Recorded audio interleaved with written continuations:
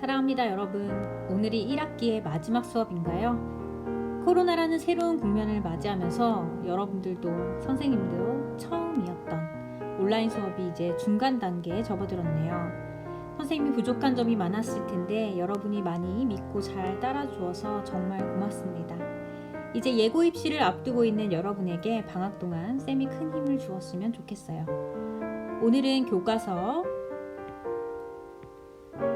64페이지에서 67페이지에 해당하는 내용이고요. 어떤 국가가 정의로운 국가인가입니다.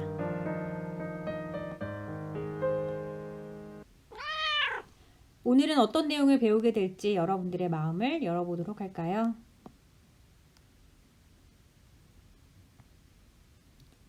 (1936년) 베를린 올림픽입니다.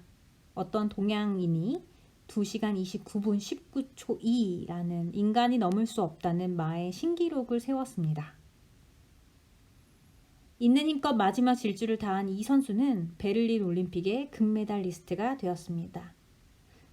그런데 왜 이리도 표정이 슬퍼 보이는 걸까요?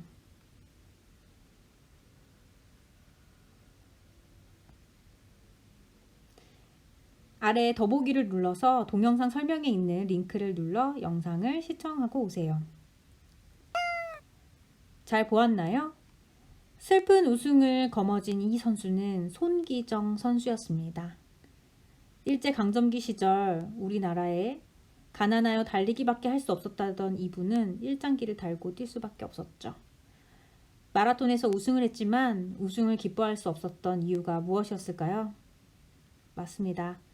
손기정 선수가 태어나고 자란 나라, 즉 대한민국의 국기를 가슴에 달고 뛸 수 없었기 때문이죠. 여러분들도 들어서 아시겠지만 우승을 한 것을 일본 국민들에게 그 영광을 돌리고 일본 국민들을 찬양해야 했던 손기정 선수의 마음을 헤아릴 수가 있나요? 혹시 1등만 하면 됐지 일장기를 달고 뛰는 게 뭐가 그렇게 슬퍼? 라고 생각하는 사람도 있을까요? 손기정 선수에게는 국가가 존재하지 못했습니다. 만약 우리에게도 국가가 존재하지 않는다면 어떨까요? 그리고 국가가 없었을 때 왜 손기정 선수처럼 슬프고 힘들었을까요? 국가 없이 우리는 살 수 없는 걸까요? 왜 우리에게 국가라는 존재가 필요한지, 국가의 의미와 필요성, 그리고 국가가 하는 역할에 대해서 오늘 이야기해보려고 합니다.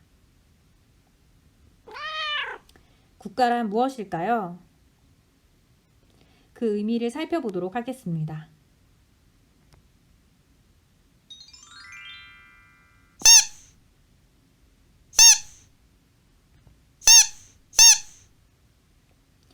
국가란 이와 같이 일정한 영토와 그 영토에 살고 있는 국민, 그리고 그 국민들로 구성된 주권을 가진 집단을 국가라고 합니다. 주권이라는 것은 국가의 의사를 최종적으로 결정하는 권력을 의미하죠. 그래서 우리나라는 법을 제정하거나 대통령을 뽑을 때도 국민의 의사결정이 필요하잖아요. 자, 이 세 가지, 국민과 그리고 영토와 주권, 이 세 가지는 국가를 이루고 있는 국가의 3요소로서 어느 것 하나 빠진다고 한다면 국가라고 부를 수가 없습니다.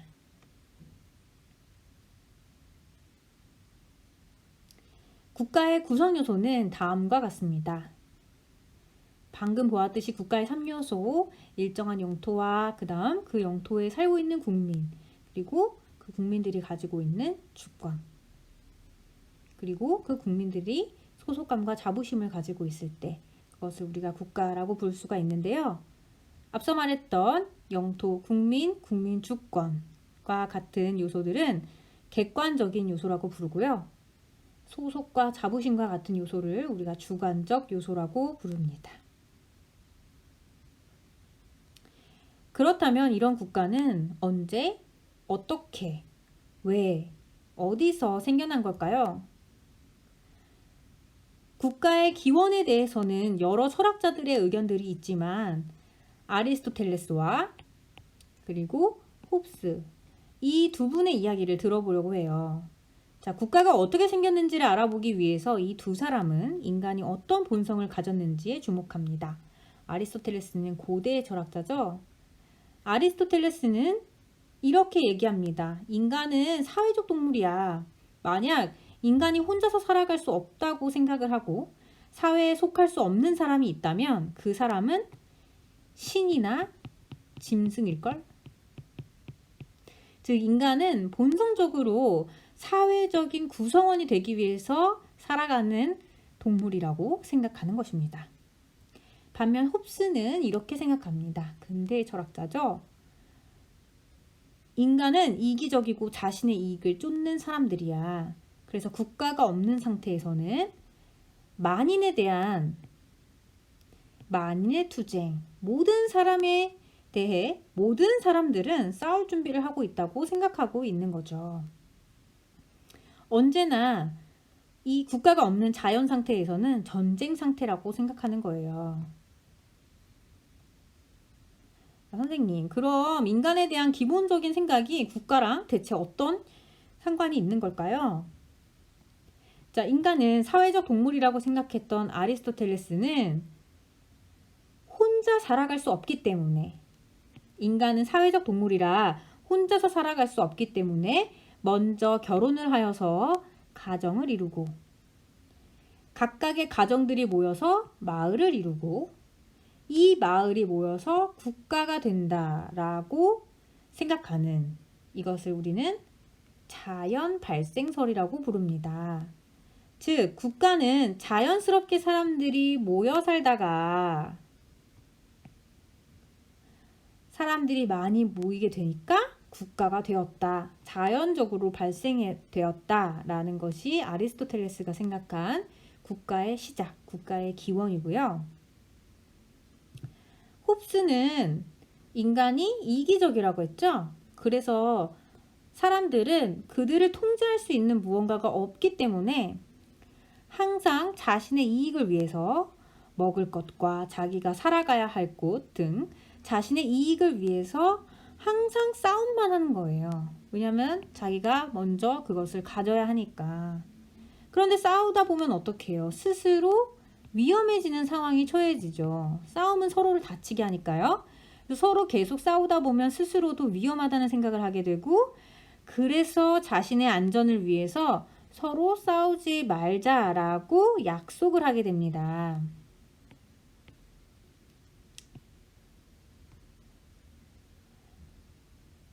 그래서 약속을 하고 약속을 지키지 않는 사람을 처벌할 수 있는 강력한 존재로서의 국가를 만들었다고 생각을 하는 거죠. 자, 국가가 어떻게 이루어졌나요? 그렇죠. 많은 사람들이 서로의 안전을 위해서 어때요? 계약을 맺었죠. 그래서 이를 사회계약설이라고 부릅니다. 홉스는 사람들이 자신의 이익을 쫓는 이기적인 존재이기 때문에 아주 강력한 존재를 원한다는 사실도 함께 기억을 해두도록 하세요. 자, 국가의 기원은 이렇게 자연발생설과 사회계약설 두 가지를 기억해 두도록 하고요. 그럼 현재 우리가 살고 있는 국가는 어떤 역할을 하고 있는지 살펴보도록 합시다.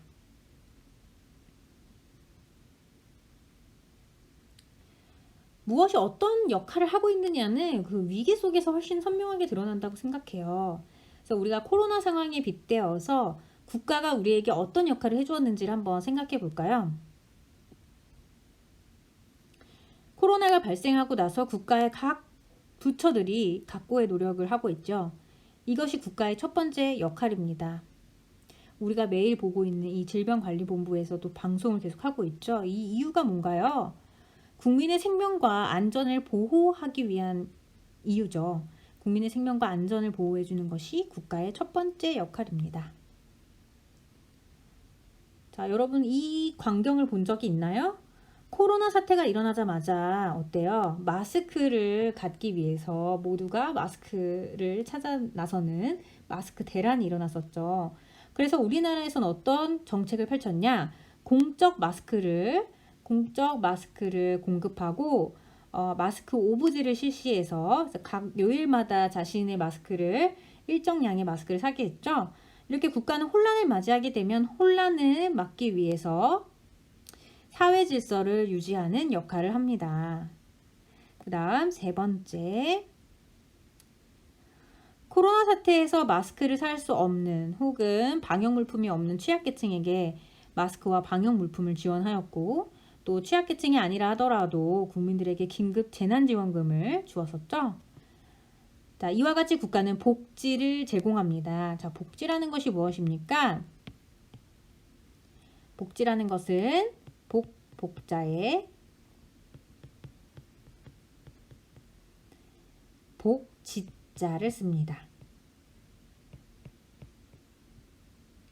자, 우리가 복이라고 말할 때는 우리가 원하는 삶을 말하는 거잖아요. 그래서 복지라는 것은 국민의 삶의 질을 높이고 기본적인 삶을 보장해 주는 것을 말해요. 그래서 코로나 상황을 생각해 보면 경제적으로 심리적으로 힘들었던 국민들의 삶의 질을 보장해 주고 혹은 높여 주기 위해서 이러한 복지를 제공해 주었던 것이죠. 자, 그렇다면 국가의 역할 범위에 따라 나뉘는 두 가지 국가를 따따나라와 만보나라로 나누어서 보도록 할게요. 자, 앞서 봤던 국가의 세 가지 역할과 더불어서 그 국가의 역할의 범위가 어떻게 되는지를 한번 살펴볼 건데요. 따따나라부터 한번 볼까요? 안녕하세요. 따따나라에 오신 국민 여러분 환영합니다. 우리 따따나라에서는요, 국민들의 자유를 위해서 국가의 역할을 최소화하고 있습니다.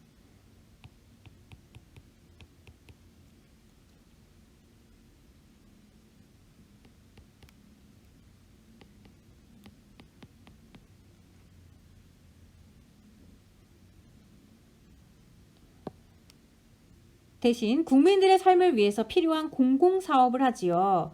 살아야 할 주택 건설이나 교통을 위해 필요한 도로, 그리고 아플 때 다니는 병원 같은 시설이나 상하수도 시설, 이런 시설 등을 제공하고 여러분의 안전을 보호해드리죠. 그리고 여러분은 자유롭게 자신의 능력을 발휘하시면 됩니다. 자, 따따나라 보셨나요? 따따나라는 자유를 위해서 국가의 개입을 최소화하는 나라입니다. 안녕하세요. 만보나라에 오신 국민 여러분 환영합니다. 우리 만보나라에서는 따따나라에서 제공하는 기본적인 공공사업은 물론 국가가 적극적으로 나서서 국민들의 높은 삶의 질을 위해 복지를 제공하고 있습니다. 그래서 국가의 역할은 따따나라보다는 훨씬 더 많이 하고 있어요. 무상교육 또는 빈민층이나 하위계층의 기본적인 삶을 보장해주고, 아플 때는 의료 혜택을 주고, 일자리를 잃었거나 필요할 때는 일자리를 창출해주는 등의 혜택을 제공하고 있죠. 잘 보셨나요? 여러분은 어떤 나라에 가고 싶나요? 국가의 역할이 최소화된 따따나라? 혹은 국가가 적극적으로 국민의 삶을 위해 노력하는 만보나라?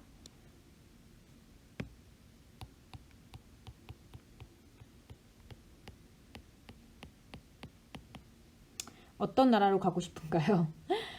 자, 따따나라는 국가의 역할이 최소화됐다고 했었죠. 그래서 이를 무슨 국가라고 하느냐?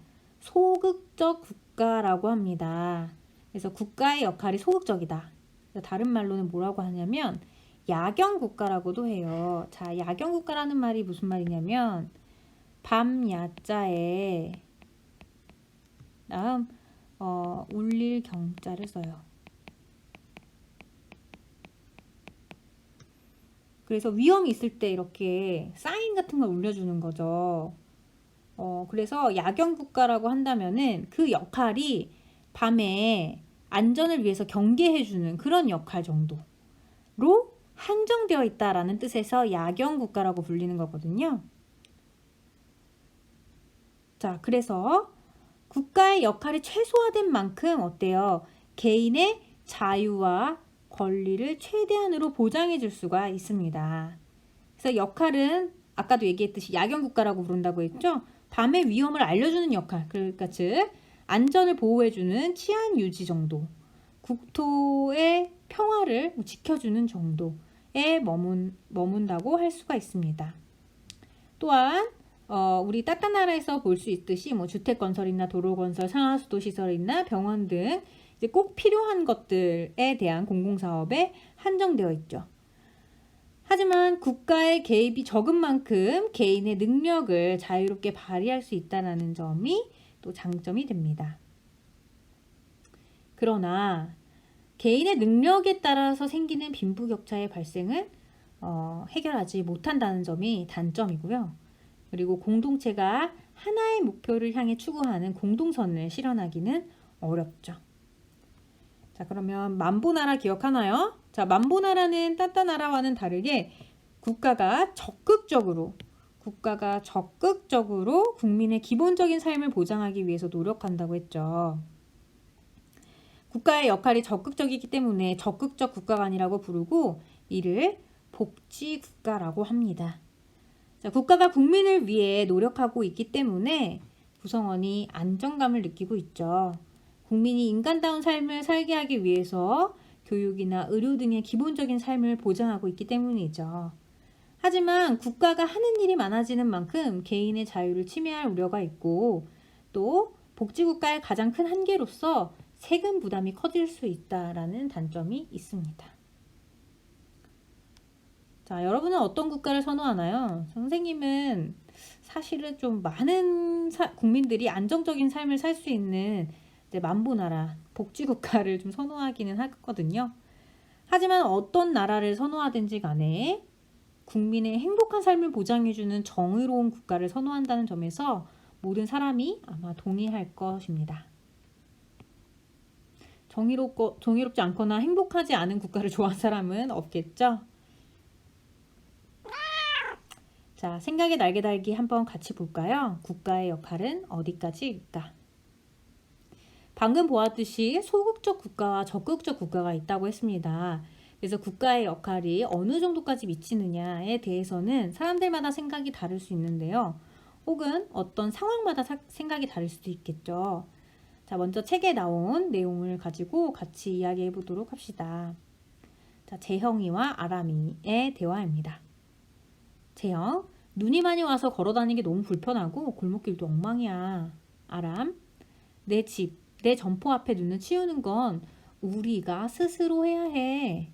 국가는 개인이 할 수 없는 치안이나 국방과 같은 일만 해야 해. 국가가 이러한 역할 외에 다른 것을 하다 보면 그 역할을 수행하는 과정에서 오히려 국민의 자유를 침해할 수 있다고.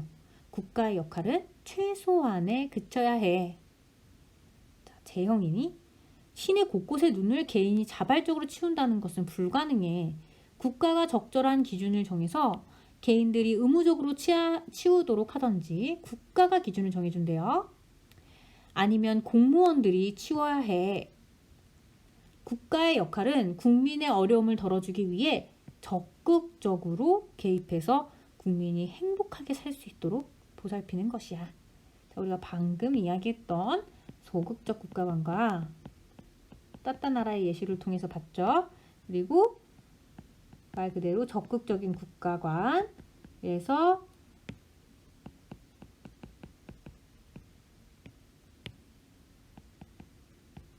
복지국가와 야경국가의 이야기를 눈을 치우는 역할이 개인의 역할일지 아니면 국가의 도움이 필요할지에 대해서 이야기를 나누고 있습니다. 자, 여러분은 어떤 사람의 의견에 동의를 하는지 한번 선택을 해보고요. 그 이유를 한번 적어보도록 하세요.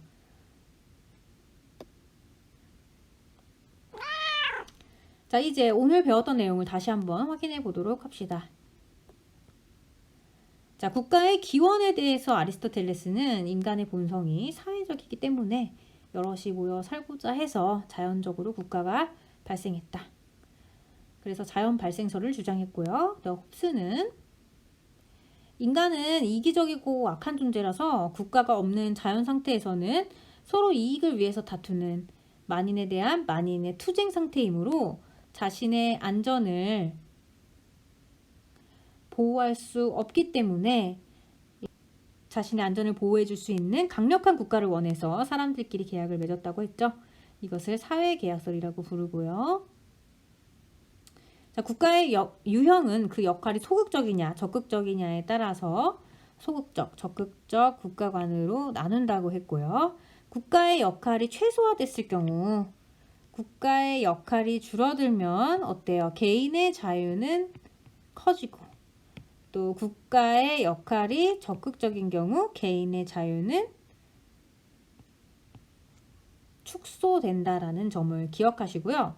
국가의 개입 정도에 따라 국가가 가지게 되는 한계들이 있었죠. 이 한계점도 잘 기억을 해두시면 되겠습니다. 소극적 국가관은 치안 유지나 국토 방위 혹은 최소한의 공공사업에 한정되어 있고 구성원이 능력을 자유롭게 발휘할 수는 있지만 빈부의 격차가 발생할 수 있고 공동선을 실현하기 어렵다는 점. 우리가 빨간색으로 계속 했으니까 빨간색으로 체크해 볼까요? 그 다음 적극적 국가 간의 경우에는 교육이나 의료 등의 기본적인 삶을 보장해 주기 때문에 국민들은 인간다운 삶을 보장받아 안정감을 느낄 수가 있지만은 국가의 역할이 커지면 어때요? 개인의 자유는 축소될 수 있다고 했죠? 자유의 침해 우려가 있고 이 기본적인 삶을 보장하기 위해서는 세금 부담이 커질 수 있다라는 점을 기억하셔야 되겠습니다. 자, 생활 속에서 실천하는 생생한 도덕 OX 퀴즈 한번 풀어볼까요? 1번입니다. 일정한 영토와 그곳에 사는 국민으로 구성된 주권을 가지고 있는 집단을 국가라고 한다. 맞으면 O, 틀리면 X. 자, 그렇죠. O입니다. 어때요? 영토, 국민, 그리고 그들이 가지고 있는 주권. 이것은 국가의 3요소라고 했습니다. 두 번째, 홉스는 인간의 사회적 본성 때문에 자연스럽게 국가가 발생했다고 주장하였다. 자, 어떻습니까? 그렇죠. 아니죠. 누구예요? 아리스토텔레스입니다. 그래서 X. 그 다음 3번. 소극적 국가 간의 입장은 빈부격차의 문제를 해소할 수 있다. 아니죠.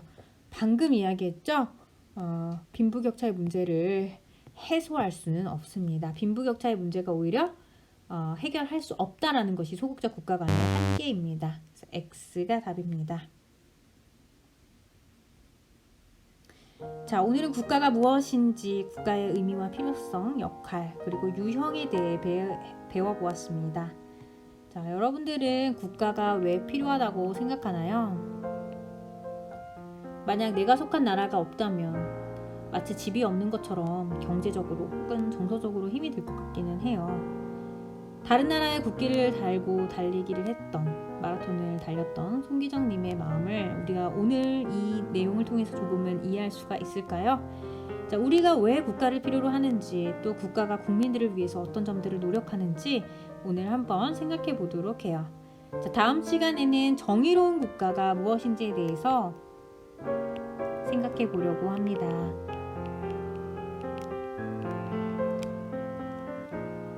자, 1학기의 도덕 수업을 열심히 들어준 여러분들 오늘도 수고 많았습니다. 사랑합니다. 우리 개원예중 학생들은 입시 파이팅 하세요.